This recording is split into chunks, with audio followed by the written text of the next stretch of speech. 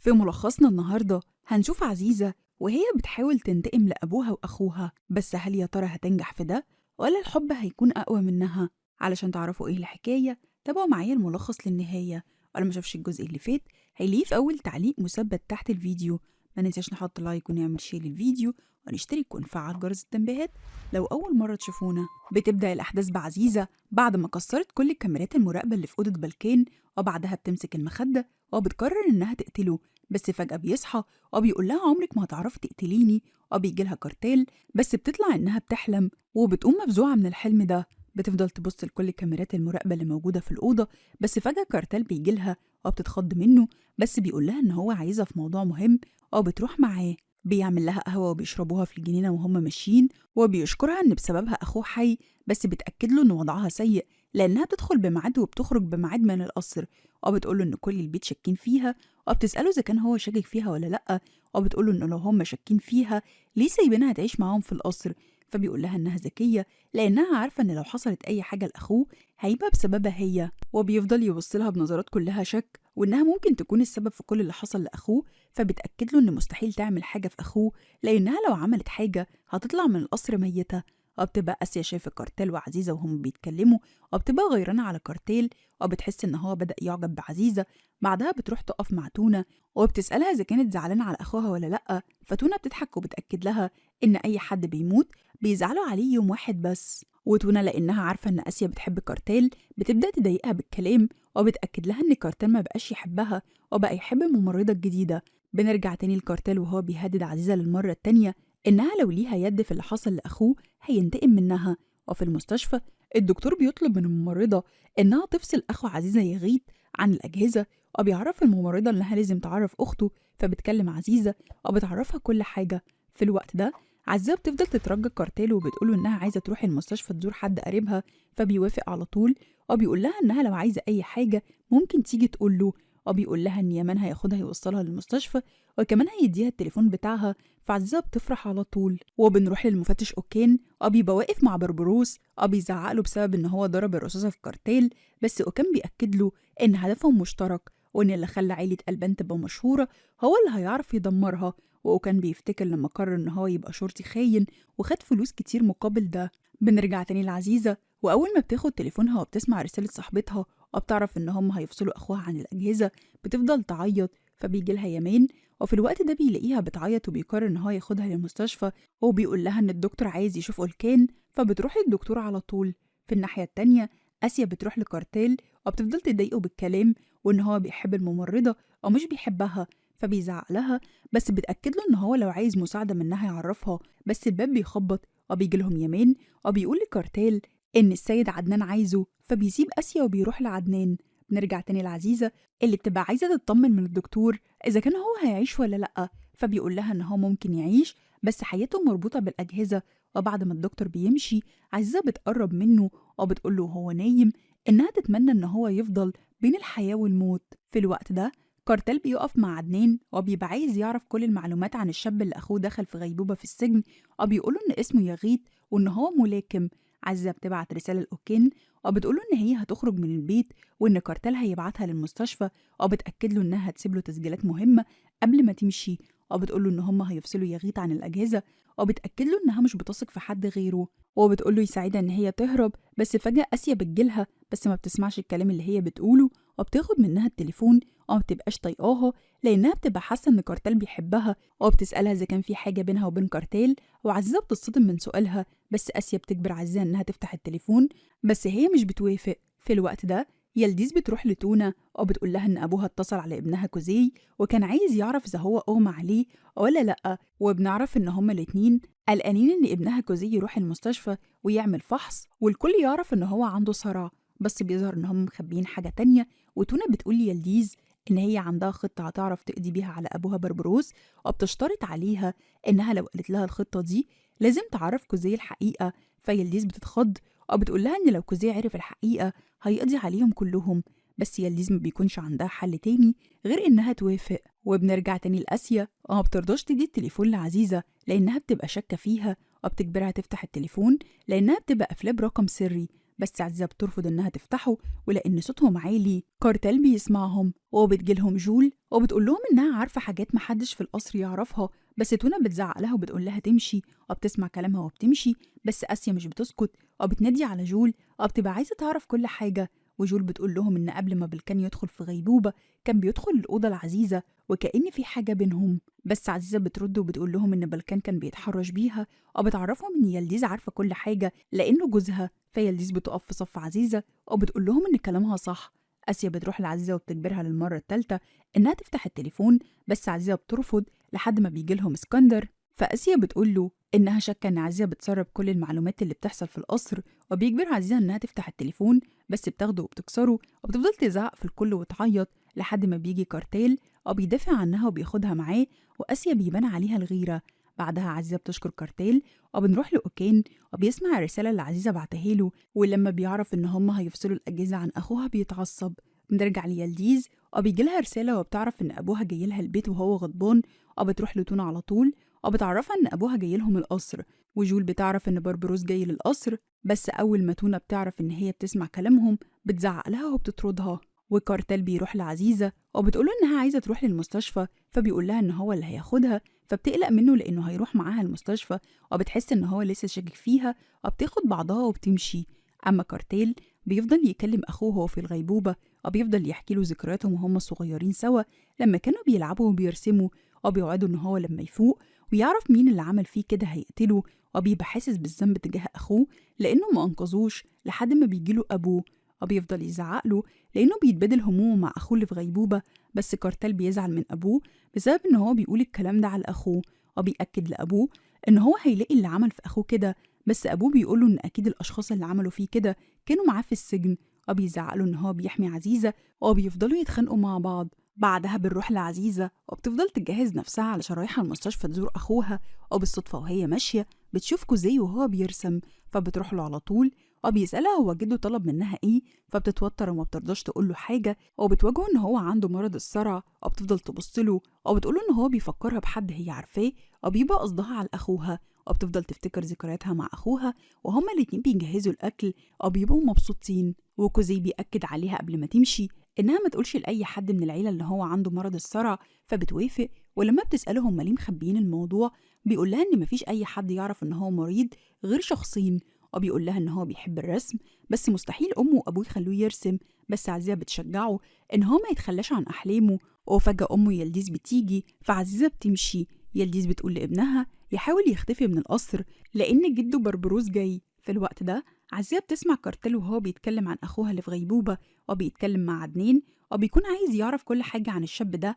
بس فجأة المساعد بتاعه بيجي وبيقوله إن هو عارف كل المعلومات عن الشاب الملاكم. فعزيزة بتخاف وبتنزل على طول لكارتيل، هو بتقوله إنها جاهزة تروح المستشفى. ولما بيخرجوا من القصر كارتيل بيشوف بربروس وهو جاي، فبيخاف على عزيزة وبيقول لها تدخل القصر. واسكندر لما بيعرف إن بربروس جاي للقصر بتاعهم بيتعصب، وعزيزة بتبقى واقفة وسامعة كل كلامهم لحد ما يلديز بتشوفها وبتاخدها، وبتبقى مفكرة عزيزة تبع بربروس أبوها. بس عزيزة بتستغل الفرصة وبتقول لها على مرض ابنها كوزي، وبتسألها هي ليه مش راضية تقول لحد على مرض ابنها، فبتتخض منها. عزيزة بتهددها إنها تقول لأبوها بربروس على مرض ابنها، فيلديز بتخاف وبتقرر إنها تساعدها، وبتجبرها عزيزة إنها تديها التليفون بتاعها وبتمشي. نرجع تاني لكارتيل وبيقابل بربروس وبيبقوا الاتنين مش طايقين بعض، بس بربروس بيسأل على كوزي، فتونا بترد عليه وبتقول له إن هما ودوه ورشة للرسم. بس بربروس بيعرف إنها كدابة وبيدخل القصر، بس تونا بتمنعه، بس برضه بيصمم وبيدخل وبيقابل بنته يلديز، وبتفضل تعيط وبتتهمه إن هو بيكرهها وكان عايز يموتها مع أمها. بس بيزعق لها وبيأكد عليها ما تجيبش سيرة أمها على لسانها. بيأكد لها إن هي فضلت عند عيلة ألبان لأنهم أقوى من أبوها وأغنى كمان، وبيبقى عارف إنها مخبية عليه حاجة، فبيقول لها إن هو هيعرفها وهياخد حفيده منها، وبيسيبها قاعدة لوحدها في قصر عيلة ألبان. في الوقت ده تونا بتبقى واقفة مع عزيزة وبتهددها ما تعرفش أي حد في القصر بمرض ابنها عشان ما يحصلش مشاكل، فبتوافق هي. بدخل لبربروس وبيبقى عايز يعرف منها حالة كوزي، فبتضحك عليه وبتقول له هيبقى بحالة كويسة لو انت والسيد اسكندر سبتوه في حاله. وبربروس بيقول لها إنها لو ما قالتلوش على اللي بيحصل في عيلة ألبان هيقتلها، فبتزعق له وبتقوله إنها مش الجاسوسة بتاعته، فبيهددها بقريبها اللي في المستشفى، بس ما بيبقاش عارف إن هو أخوها. في الوقت ده بربروس بينزل وبيقول لكارتيل إن هو جايب عربية أكل هيوزعها للفقراء على روح بالكان، وبيبقى جايب له هدية وهي حجر باللون الأسود بيعملوه في الجنازات للميتين، وبيكون مكتوب عليه اسم أخوه بالكان، وبيمشوا. وفي الوقت ده عزيزة بتروح لكارتيل وبتبقى عايزة تروح للمستشفى، فبيقول لها إن هو مش فاضي، فبتزعق له وبتقوله إنها لازم تروح للمستشفى ضروري، وبتقوله إن هو مش بيوفي بوعده. فبيقول لها إن يمان هياخدها للمستشفى، فبتفرح على طول وبتقرر قبل ما تروح للمستشفى تدي البلكان حقنة، أو بتبص للكاميرات أو بتوجه رسالة لكارتيل أو بتقول له إن أخوه بلكان قتل أخوها وأمها وأبوها. في الوقت ده كارتيل بيكون واقف مع غسان وبيعرفوا إن ممكن عزيزة تبقى عارفة الملاكم اللي أخوه قتله وهو دلوقتي في غيبوبة. نرجع تاني لعزيزة وبتقف قدام كاميرات المراقبة وبتقرر تقول كل حاجة لكارتيل، وبتقول إن هي ما اسمهاش عزيزة أو إنها اسمها ملاك وأبوها شرطي واسمه محمد، وبتقوله إن أخوك بيموت دلوقتي زي أخويا، وبتدي بلكان حقنة. ولما بتيجي تخرج بتقابل كارتيل وبيسألها هي بقالها كام سنة بتشتغل في المستشفى دي، وبيسألها عن ملاكم سابق اللي هو أخوها في الأصل، وبيقول لها إن اسمه يغيت، فبتقوله إن هي ما تعرفش الشخص ده وأول مرة تسمع اسمه، وإنها بقالها 10 شهور بتشتغل في المستشفى. وبتسأله هو بيسأل عن الملاكم ده ليه، فبيأكد لها إن لازم يلاقي الملاكم ده في أسرع وقت، وبيمشي وبيسيبها. في الوقت ده عزيزة بتخرج من القصر وبتبقى حاسة بانتصار كبير، وبتركب العربية وبتروح المستشفى لأخوها. وبعدها بربروس بيكلم أوكان وبيسأله على الملاكم يغيت اللي هو أخو عزيزة، بس أوكان بيقول له إن هو لسه بيدور على الملاكم ده وأول ما يلاقيه هيقول له. في الوقت ده كارتيل بيروح يقابل آسيا وبتقول له على مكان الملاكم وإنه في المستشفى بتاعت عزيزة، فكارتيل بيتصدم. في الوقت ده يلديز بيجيلها رسالة وبتعرف إن أبوها راح الورشة لابنها، فبتخاف على طول وبتفضل تدور على تونا لحد ما بتلاقيها وبتعرفها كل حاجة، وبتبقى خايفة إن بربروس يعرف حقيقة مرض كوزي. وعزيزة بتوصل المستشفى وبيبقى يمان معاها وبيفضل مراقبها لحد ما بتضحك عليه وبتعرف تهرب منه من غير ما يشوفها. في الوقت ده تونا بتاخد يلديز وبيروحوا للشركة وبتقعد في المكتب بتاعها وبتوريها على الكمبيوتر دليل ضد أبوها بربروس، وبتتصدم أول ما بتشوفه بس ما بنعرفش هو إيه الدليل. في الوقت ده عزة بتوصل للمفتش أوكان وبتدخل تلاقيهم خدوا أخوها المكان تاني، وبتعرف إن هو مات وبتفضل تعيط.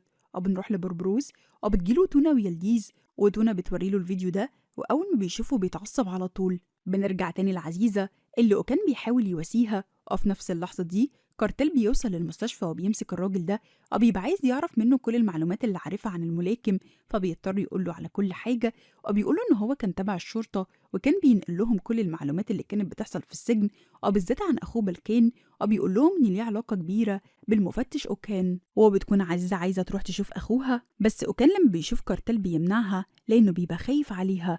نرجع تاني لبربروس وتونا بتهدده إن هو لو ما سابش كوزي في حاله هتنشر الفيديو ده على النت وهتوديه للشرطة، بس بربروس بيهددهم إن هو هيعرف السر اللي هما الاتنين مخبيينه وبيمشي وبيسيبهم.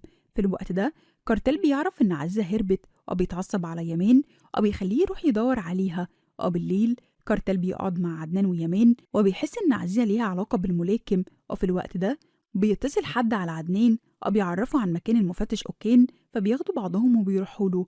بعدها عزيزة بتروح مع أوكان لبيته وبنعرف إن هما مقررين يهربوا من تركيا، وبعدها بيديها جواز سفر مزيف. وفي الوقت ده جرس الباب بيرن ولما بيفتح الباب بيلاقيه بربروس والحراس بتوعه. بنرجع تاني لعزيزة وبربروس وفجأة الجرس بيرن وبيعرفوا إن هو كارتيل، بس بربروس بيهدد عزيزة وبيقول لها إن أخوها ماتش وإن هو عنده، وبيستخبوا قبل ما كارتيل يشوفهم. بس فجأة بيخرج لهم بربروس وبعدها بتخرج عزيزة وبتخلي آدم يرفع عليها السلاح علشان كارتيل ما يعرفش إنها متفقة مع بربروس. في الوقت ده بنعرف إن اللي بيسمع التسجيلات هو كوزي وبيسجلها على تليفونه وبيحذفها بعد كده من على الكاميرات. بنرجع لعزيزة وبيدوها تليفون من غير ما يحس كارتيل وبياخدها وبيمشي. وبنرجع لبربروس وكوزي بيبقى باعت له تسجيلات اللي صورها العزيزة وهي في القصر، وكوزي ما بيرضاش يقول لأمه إن أبوه بلكان عايش. تاني يوم بربروس بتجيله آسيا وبيقول لها إن بلكان عايش، فبتتصدم قدامه وبتعمل نفسها ما تعرفش. في اللحظة دي آسيا بتروح لاسكندر وبتقوله إن بربروس عارف إن بلكان عايش، وبيبدأوا هما الاتنين يحطوا خطة ضد بربروس. وبنشوف كارتيل بيقابل آسيا وبيعرف منها إن بربروس عارف إن أخوه عايش، فبيشك في عزيزة وبيخلي يمان يجيبها له على طول. بيروح لها وبيفضل يزعق لها بسبب إنها قالت لبربروس إن أخوه عايش، بس عزيزة بتنكر كل ده على الناحية التانية اسكندر بيروح يقابل بربروس، وبربروس علشان يحمي عزيزة ويخليها تجيب له معلومات أكتر بيقول لاسكندر إن كوزي هو اللي قاله إن أبوه كان عايش. في الوقت ده بربروس بيتصل على عزيزة وهو بيقول لها إن عملية أخوها نجحت، فبتفرح وما بتبقاش مصدقة إن أخوها هيرجع يعيش زي الأول. بعدها الكارتيل بيجمع العيلة كلها وبيعرفهم إن كان عايش، وعزيزة بتبقى واقفة بس بتتصدم لما الكارتيل بيقول لهم إن أخوه احتمال كبير يعيش. فيلديز بيبان عليها الزعل لأنها بتكره بالكان وبيفضل ابنها يواسيها. عزيزة بتنزل لبالكان وبتديله حقنة وبنعرف إنها منوم أو بترضاش تقتله لحد ما تعرف إن أخوها هيعيش، وبعدها بتروح لأوضة كوزي وبيفضل يترجاها إنها لو عرفت السر اللي أمه وعمته مخبيينه عنه تقوله على طول، فبتوعده إنها هتقوله في الوقت المناسب. وبنشوف عزيزة وهي بتشوف كارتيل وهو بيلعب مع بنت أخوه، وبيظهر إن عزيزة بدأت تعجب بيه. بنرجع تاني لآسيا وجول بتقول لها إن هي وبالكان كانوا بيحبوا بعض وهم صغيرين، ولما أهله عرفوا إنها حامل منه أجبروني إن أنا أتجوز بحسن. وبيصحى بالكان، ولما عزيزة بتيجي تديله حقنة كارتيل بيجي وبيفوق بالكان، وأخوه كارتيل أول ما بيشوفه بيبقى مبسوط، بس بالكان أول ما بيشوف عزيزة بيبقى عايز يقول لأخوه حاجة بس مش بيعرف لأن عزيزة بتمنعه. في الوقت ده يلديز بتنزل لأوضة بالكان وبتحاول تقتله، بس عزيزة بتفضل تترجاها إنها ما تقتلوش وإلا أبوها هيقتل أخوها، وما بيكونش قدامها طريقة تانية غير إنها تنادي الكارتيل. وفعلا كارتيل لما بيجي كلهم بيتفاجئوا لما بالكان بيفوق بس بيرجع تاني يغمى عليه. في الوقت ده عزيزة بتسمع تونا وهي بتتخانق مع يلديز، وبنعرف إن كوزي مش ابن يلديز وإن هو ابن تونا، وده اللي مخلي يلديز قاعدة في القصر أو مستحملة بالكان. فبتتصدم عزيزة وبتدخل لهم على طول، بس يلديز بتهددها بأخوها فعزيزة بتضطر إنها تسكت. بعدها بتروح لأوضة بالكان وبتلاقيه فاق بس بتبقى عايزة تديله حقنة علشان ينام، بس بيزعق لها وبيفضل ينادي على كارتيل، والبيت كله بيسمع صوته وبيروح له على طول، بس بالكان بيطرد عزيزة من الأوضة وبيقعد مع كارتيل لوحده. في الوقت ده عزيزة بتبقى عايزة تهرب، بس أول ما بتوصل لباب القصر اسكندر بيشوفها وبيجبرها إنها تدخل تاني وبياخدها لأوضة بالكان، والكل بيبقى شاكك فيها لحد ما كارتيل بيفتح الباب وبيطلب إن عزيزة تدخله لوحدها، واسكندر بيدخل معاه وبنعرف إن بالكان ما افتكرش أي حاجة. بعدها بالكان بيقول لعزيزة إن هو بيثق فيها لأنه شافها وهي بتنقذه من يلديز، وبيفضل يبص لها لدرجة إن كارتيل بيبقى غيران عليها، وبيفضل بالكان يعاملها إنها حبيبته لدرجة إن هو بيخليها تأكله، ولما كارتيل بيشوفه بيكون غيران على عزيزة. تاني يوم بيصحى أخو عزيزة وبيفضل يفتكر لما كانوا بيضربوه في السجن، بس الممرضة بتفرح لما بيفتح عينيه. في الوقت ده كارتيل بيقرر إن هو ياخد عزيزة ويرجعها لبيتها، بس بيجيله بالكان وبيحاول يمنع أخوه كارتيل، وفجأة بيجيلهم المفتش أوكان وبالكان بيحاول يعرف منه مين اللي ضربه. بعدها بيطلع على عزيزة وبيأمرها إنها تدخل البيت، بس أخوه بيعترض وبيقفوا الاتنين قصاد بعض. وبيخلص ملخصنا، يا ترى عزيزة هتدمر العيلة كلها وتخلي علاقة الأخين اللي كانوا بيحبوا بعض تتدمر؟ وهل كوزي هيعرف إن عمته تبقى أمه الحقيقية؟ ويا ترى لما أخو عزيزة هيفوق إيه اللي هيحصل؟ كل ده وأكتر هنعرفه في الملخص الأخير للمسلسل، فتابعونا للنهاية، وما ننساش نحط لايك ونعمل شير للفيديو ونشترك ونفعل جرس التنبيهات لو أول مرة تشوفونا.